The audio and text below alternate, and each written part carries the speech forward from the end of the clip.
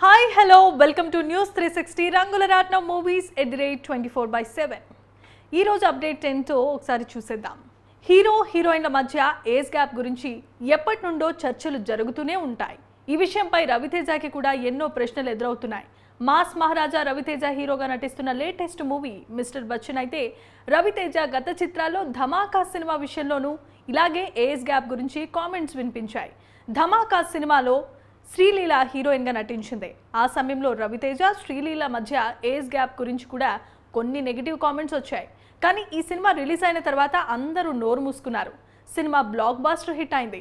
ఇప్పుడు మిస్టర్ బచ్చన్ సినిమాలో Raviteja Bhagyashree Borse age gap గురించి రకరకాల పుకార్లు వినిపిస్తున్నాయి.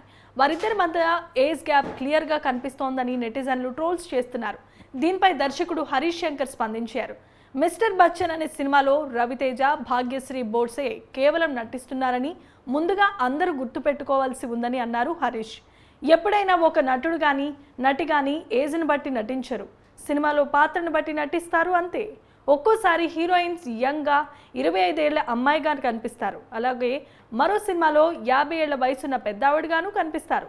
దాన్ని స్క్రీన్ ఏజ్ అంటారు. అలాగే రవితేజ ధమాకా సినిమాను కూడా గుర్తు చేశారు హరీష్. అలాగే సినిమాలో నటించిన హీరోయిన్కు ఎలాంటి సమస్య లేదు, ఆమెకు ప్రాబ్లం కానీ ఏజ్ గ్యాప్ మీకెందుకు అంటూ నెటిజన్లకు కౌంటర్ ఇచ్చారు.